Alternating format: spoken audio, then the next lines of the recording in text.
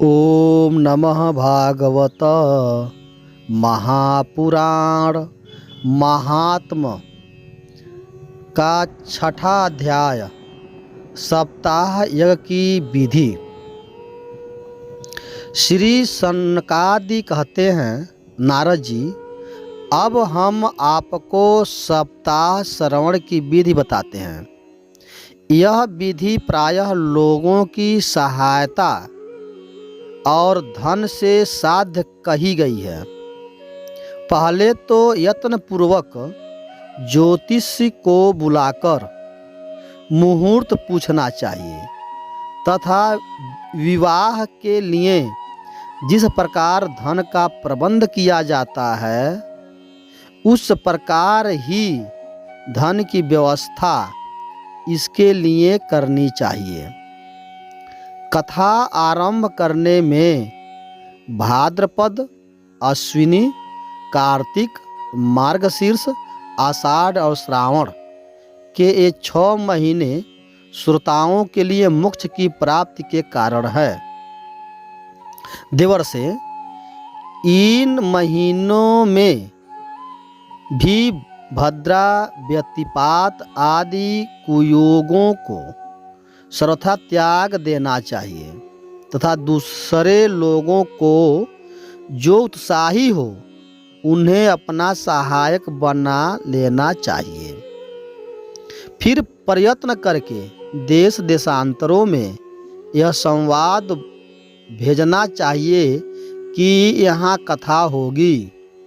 सब लोगों को सपरिवार पधारना चाहिए। स्त्री और शूद्र आदि भगवत कथा एवं संकीर्तन से दूर पड़े गए हैं, उनको भी सूचित हो जाए, ऐसा प्रबंध करना चाहिए।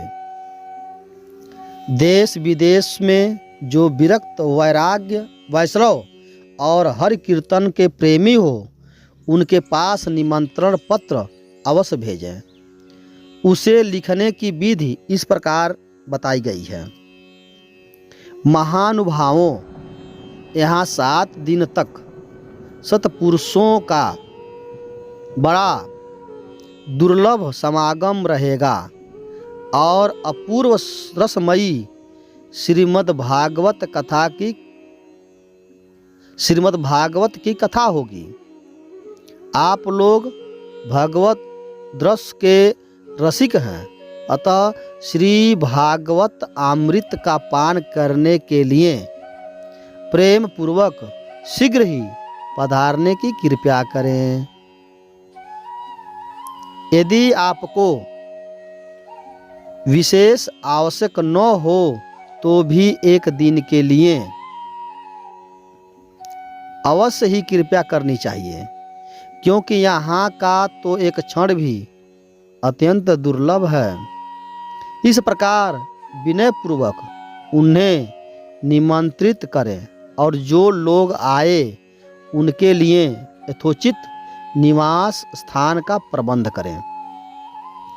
कथा का श्रवण किसी तीर्थ में, वन में अथवा अपने घर पर भी अच्छा माना गया है। जहाँ लंबा चौड़ा मैदान हो वहीं कथा स्थल रखना चाहिए। भूमि का शोधन, मार्जन और लेपन करके रंग बिरंगी धातुओं से चौक पूरे। घर की सारी सामग्री उठाकर एक कोने में रख दें। 5 दिन पहले से ही यत्नपूर्वक बहुत से बिछाने के वस्त्र एकत्र कर लें और केले के खंभों से सुशोभित एक ऊंचा मंडप तैयार कराएं। उसे सब ओर से फल, पुष्प, पत्र और चाँदोवेश अलंकृत करें और चारों ओर झाड़ियाँ लगाकर तरह तरह के सामानों से सजा दें। उस मंडप में कुछ ऊंचाई पर 7 विशाल लोकों की कल्पना करें और उनमें विरक्त ब्राह्मणों को बुलाकर बैठाएं। आगे की ओर उसके लिए वहाँ यथोचित आसन तैयार रखें।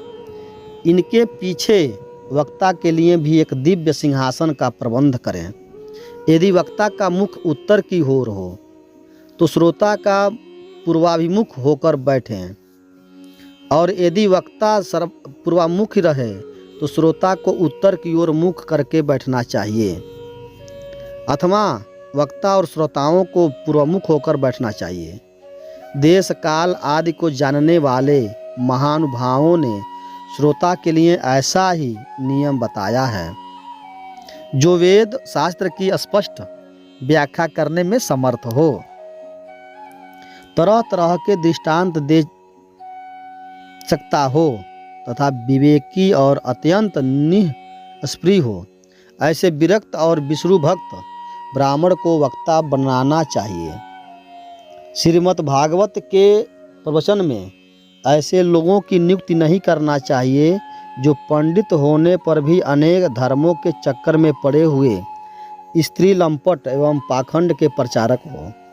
वक्ता के पास ही उनकी सहायता के लिए एक ऐसा ही विद्वान और स्थापित करना चाहिए, वह भी सब प्रकार के संशयों की निवृत्ति करने में समर्थ और लोगों को समझाने में कुशल हो।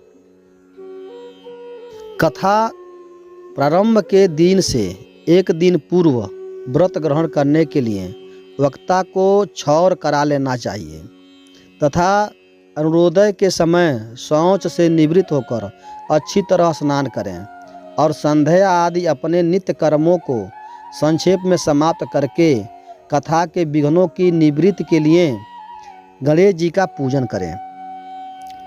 तदंतर पितृगण का तर्पण कर पूर्व पापों की शुद्धि के लिए प्रायश्चित करें और एक मंडप बनाकर उसमें श्रीहरि को स्थापित करें।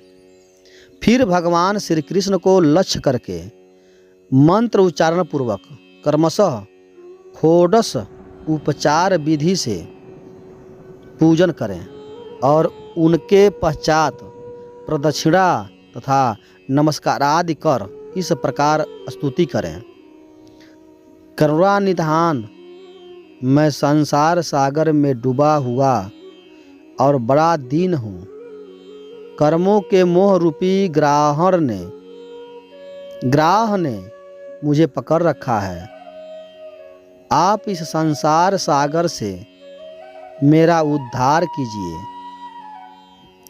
इसके पश्चात धूप दीप आदि सामग्रियों से श्रीमद् भागवत की भी बड़े उत्साह और विधि विधान से पूजा करें।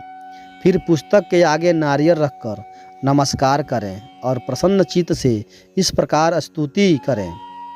श्रीमद् भागवत के रूप में आप साक्षात श्री कृष्णचंद्र ही विराजमान हैं। नाथ, मैंने भवसागर से छुटकारा पाने के लिए आपकी शरण ली है। मेरा यह मनोरथ आप बिना किसी विघ्न बाधा के सांगोपांग पूरा करें। केशव, मैं आपका दास हूँ। इस प्रकार दीन वचन कहकर फिर वक्ता का पूजन करें, उसे सुंदर वस्त्र आभूषणों से विभूषित करें और फिर पूजा के पश्चात उसकी इस प्रकार स्तुति करें। सुख स्वरूप भगवान, आप समझाने की कला में कुशल और सब शास्त्रों में पारंगत हैं। कृपया इस कथा को प्रकाशित करके मेरा ज्ञान दूर करें। फिर अपने कल्याण के लिए प्रसन्नतापूर्वक उनके सामने नियम ग्रहण करें और 7 दिनों तक यथाशक्ति का पालन करें। कथा में विघ्न न हो, इसके लिए 5 ब्राह्मणों को और वर्ण करें। वे द्वादशाक्षर मंत्र द्वारा भगवान के नामों का जप करें।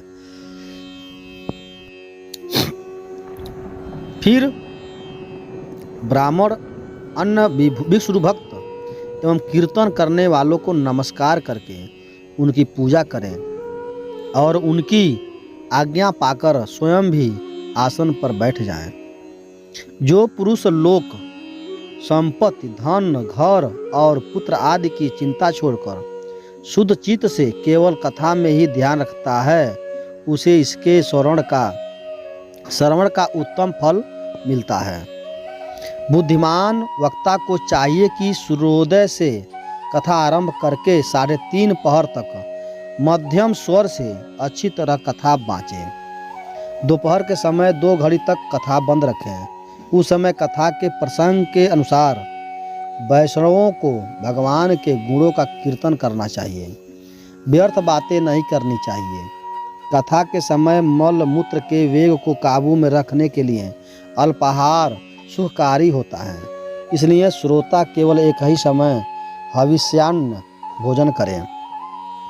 यदि शक्ति हो तो 7 दिन निराहार रहकर कथा सुने अथवा केवल घी या दूध पीकर सुखपूर्वक श्रवण करें अथवा फलाहार एवं एक समय ही भोजन करें। जिससे जैसा नियम सुविधे से सध सके उसी को कथा श्रवण के लिए ग्रहण करें। मैं तो उपवास की अपेक्षा भोजन करना अच्छा समझता हूँ।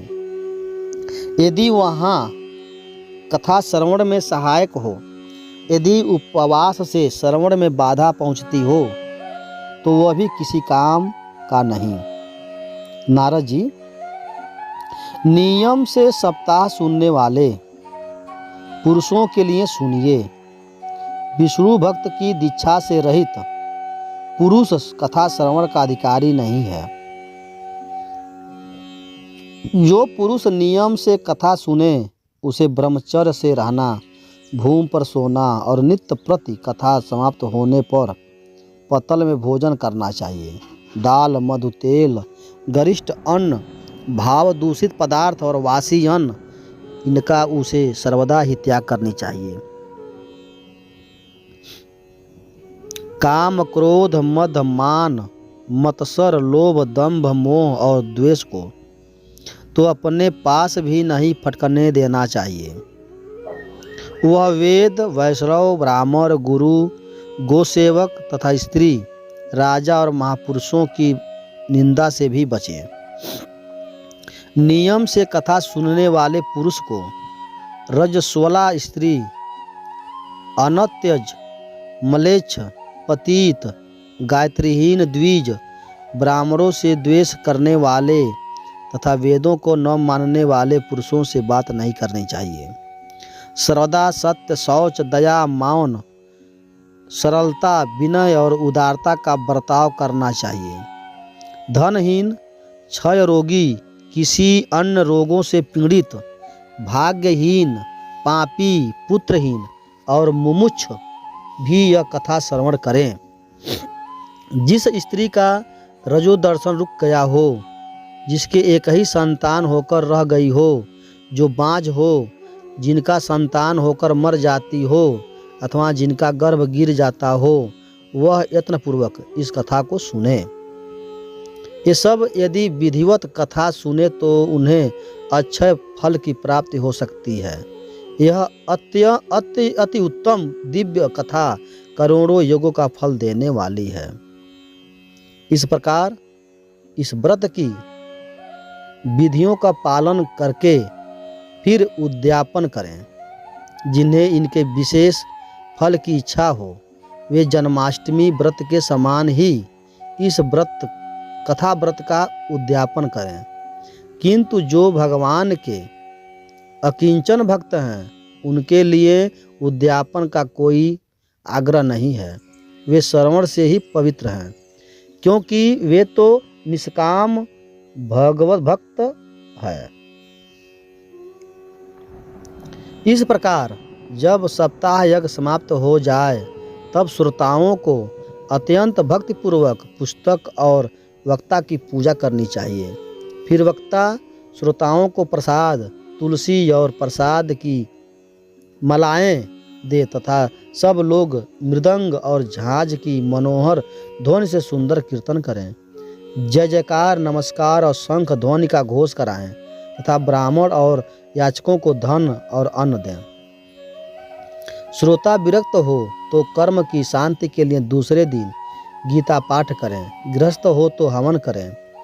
उन हवन में 10वें स्कंद का एक एक श्लोक पढ़कर विधिपूर्वक खीर, मधु, घृत, तिल और अन्न आदि सामग्रियों से आहुति दें अथवा एकाग्र चित्त से गायत्री मंत्र द्वारा हवन करें, क्योंकि तत्वतः वह महापुराण गायत्री स्वरूप ही है। होम करने की शक्ति न हो तो उसका फल प्राप्त करने के लिए ब्राह्मणों को हवन सामग्री दान करें, और नाना प्रकार की त्रुटियों को दूर करने के लिए और विधि में फिर जो न्यूनाधिकता रही हो उसके दोषों की शांति के लिए विष्णु सहस्त्र नाम का पाठ करें। उससे सभी कर्म फल सफल हो जाता है, क्योंकि कोई भी कर्म इससे बढ़कर नहीं है।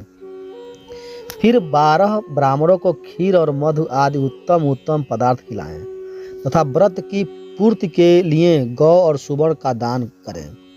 सामर्थ्य हो तो 3 तोले सोने का एक सिंहासन बनवाएं, उस पर सुंदर अक्षरों में लिखी हुई श्रीमद् भागवत की पोथी रखकर उसकी आवाहन आदि विविध उपचारों से पूजन करें, और फिर जितेंद्रीय आचार्य को उनका वस्त्र आभूषण एवं गंध आदि से पूजन कर दक्षिणा के सहित समर्पण करें दें। योग करने से वह बुद्धिमान दाता जन्म मरण के बंधनों से मुक्त हो जाता है। यह सप्ताह पारायण की विधि सब पापों की निवृत्ति करने वाली है। इसका इस प्रकार ठीक ठीक पालन करने से यह मंगलमय भागवत पुराण अभिष्ट फल प्रदान करता है तथा अर्थ धर्म काम और मोक्ष चारों की प्राप्ति का साधन हो जाता है, इसमें संदेह नहीं है। सनकादि कहते हैं, नारद जी, इस प्रकार तुम्हें यह सप्ताह श्रवण की विधि हमने पूरी सुना दी। अब और क्या सुनना चाहते हो? इस श्रीमद् भागवत से भोग और मोक्ष दोनों ही हाथ लग जाते हैं।